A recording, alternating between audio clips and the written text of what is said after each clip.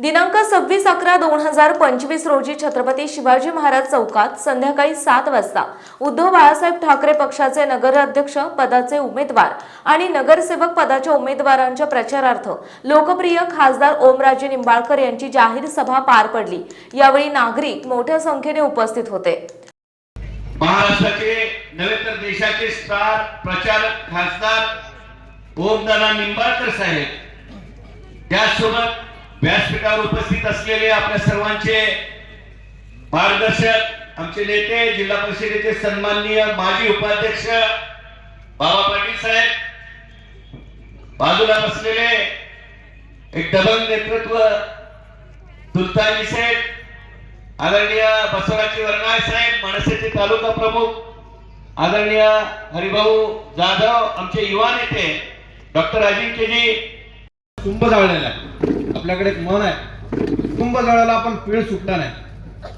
त्यावेळी या मशालीनं आपण कुंभ जाळला, आता पीळ सोडण्याचं काम आपल्याला या नगर परिषदेमध्ये करायचं आहे। खरं तर स्थानिक स्वराज्य संस्थांच्या निवडणुका या कार्यकर्त्यांच्या निवडणुका असतात, परंतु भविष्याच्या रेस मधले घोडे बराचेमध्ये उतरल्यामुळं नगर परिषदेचे इलेक्शन आहे की विधानसभेचे इलेक्शन आहे हा संभ्रम लोकांच्या मनामध्ये निर्माण झाला।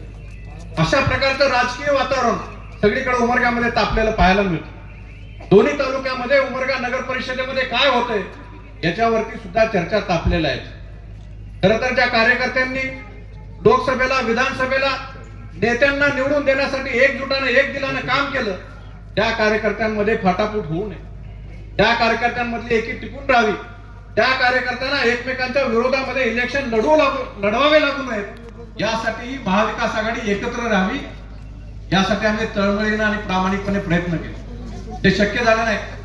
काँग्रेस स्वतंत्रपणे लढली असती, मैत्रीपूर्ण लढत झाली असती तरी सुद्धा चाललं असतं, परंतु काँग्रेसनं आम्ही स्वतंत्रपणे लढू असं दाखवलं।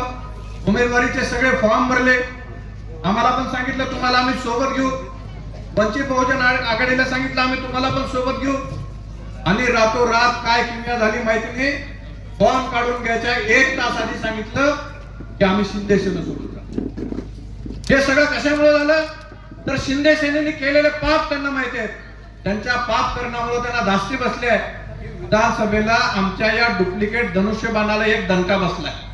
आता हे धनुष्यबाण मोडकळीस आलेलं आहे, नगर परिषदेला अजून एक दणका बसला की हे बाण मोडणं, म्हणून ते हाताकडे गेले की आम्हाला तुमचा हात जरा या बाणाला लावा। पण मी या ठिकाणी सांगू इच्छितो की काँग्रेस मधलं नवीन नेतृत्व जरी शिंदे सेनेच्या बाजूने गेलेलं असलं तरी काँग्रेसचा मतदार काल पण आज पण आणि उद्या पण उद्धव बाळासाहेब ठाकरे शिवसेनेच्या सोबतच असणार। कारण मी चर्चा केली काँग्रेस मधल्या जुन्या लोकांसोबत, कार्यकर्त्यांसोबत, बऱ्याच जणांना हा निर्णय झालेला माहितीच नाही, बऱ्याच जणांना या निर्णयाच्या बाबतीत त्यांची सहमती नाही, त्यांना पसंत नाही या निर्णयामध्ये। आणि हे सगळं कशामुळे केलं, आता यांची जी युती झाली त्याला नाव फार मोठं आहे, शिवसेना शिंदेगड आणि भारतीय राष्ट्रीय काँग्रेस, फार मोठं नाव। म्हणून मी त्याला ठरवलं की जरा शॉर्टकट करावं, त्याला शॉर्टकट मी केले हगोबा। खासदार साहेब म्हणतील एवढे चांगले वकील आहेत, कसला घाण शब्द वापरतात, त्याचं फुल फॉर्म सांग। हगोबा म्हणजे हवेत गोळीबार। आज निवडणूक लागली आहे, निवडणूक कुणाची? मी बघितलं जिल्हा परिषदेची निवडणूक जाहीर झाली, बघा आपल्या जिल्ह्याची परिस्थिती बघा। जसं जिल्हा परिषदचं अध्यक्षपद महिला ओपन साठी राखीव सुटलं, झाले कार्यकर्ते बोंबलत गेली सगळी, लगेच आमच्या माऊली।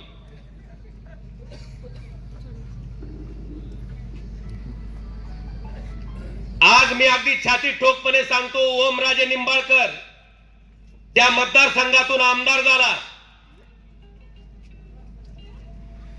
त्या आमदाराचा तो ओमराजे खासदार झाला।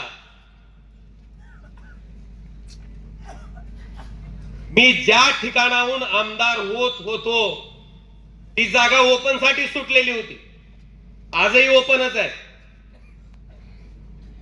ओमराजेला जर स्वार्थ असला असता, ओमराजेला जर घराणेशाही चालवायची असती ओमराजेचा भाऊ होता, ओमराजेची पत्नी होती, ओमराजेची आई होती. कोण निवडणूक लढलं होती तिथून आमदारकीची? एक ग्रामपंचायतचा सदस्य आणि सरपंच राहिलेला आणि शेतकरी कुटुंबात जन्मलेले कैलास पाटील त्या ठिकाणाहून आमदार झाले. मला वाटतंय हा त्यांच्या मधला आणि आमच्या मधला मूळ फरक आहे बांधवांनो.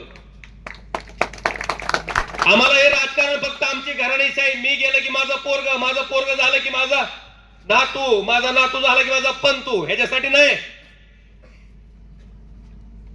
चांगल्या विचाराची, चांगल्या आचाराची, ज्याला समाजाबद्दल काहीतरी वाटतंय अशी माणसं आम्हाला सगळी एकत्र करायची. मी खरं सलाम करतो इथल्या सगळ्या माणसाला. पक्ष फुटला, बरीच लोक सांगत होते आम्ही ह्याव केलं, आम्ही त्याव केलं. माणसाची खरी परीक्षा मला वाटते संकटाच्या काळात असते, संघर्षाच्या काळात असते. आणि तुम्हाला सगळ्याला सांगतो, इतिहास हा नेहमी लढणाऱ्याचा लिहिला जातो, पळून जाणाऱ्याचा इतिहास कधीच लिहिला जात नाही. तुम्ही तुमच्या लेकराला इतिहास सांगता, कुणाचा सांगता? छत्रपती शिवाजी महाराजांचा सांगता. तुम्ही तुमच्या लेकराला इतिहास सांगता, कुणाचा सांगता? छत्रपती संभाजी महाराजांचा सांगता. तुम्ही तुमच्या पोरांना इतिहास सांगता, महात्मा बसवेश्वरांचा सांगता. तुम्ही कधी पळून जाणाऱ्याचा, गद्दाराचा इतिहास सांगितला का हो लेकराला? होय, कुठल्या इतक्या इतिहासाच्या पुस्तकात आहे का हिनी जशी गद्दारी केली तशी तुम्ही बी करा, हिनी जसा स्वार्थ साधला तसा तुम्ही बी साधा? सांगितलं जातंय का कधीतरी?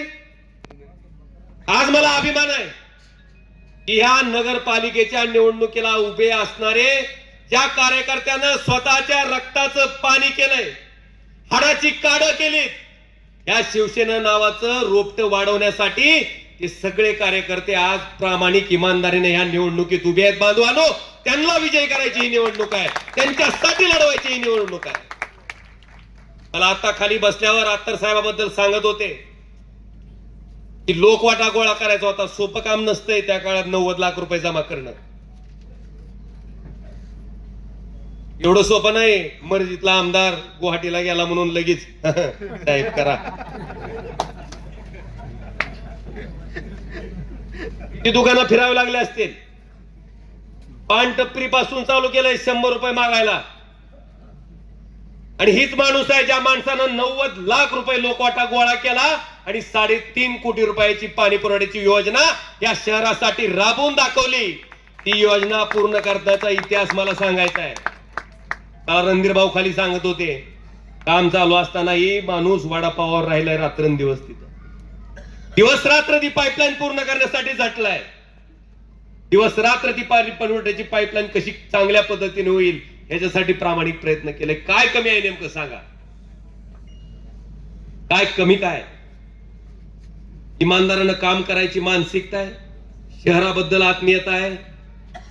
मला आपल्या सगळ्याला विचारायचंय, आता त्यांची जात मत टाकताना आडवी येणार आहे का? नाही. ओमराजेला जात आडवी आली का? ओमराजेला सगळ्यांनीच मत टाकलं ना का? ओमराजे फक्त हिंदू आहे म्हणून फक्त हिंदूंनीच टाकलं? सगळ्यांनी टाकलं ना. का ओमराजे घडला हो? कशामुळे घडला? 40 वर्षाची माणसं मंत्री राहिली होती, ज्यांच्याकडे अब्जाधीश प्रॉपर्टी होती. अशा माणसाच्या विरुद्ध लढायची शक्ती मी हिंमत दाखवली. पण बांधवानो, त्या हिमतीला साथ कुणी दिली? तुमच्यासारख्या झोपडीत राहणाऱ्या सामान्य माणसानं मला साथ दिली. तुमच्यासारख्या सामान्य माणसानं मला ताकद दिली. बरे परिस्थितीनं आम्ही गरीब असू. GTV मराठी जनतेचा बुलंद आवाज न्यूज चॅनलचे मुख्य संपादक विशाल देशमुख, तालुका उमरगा, जिल्हा धाराशिव.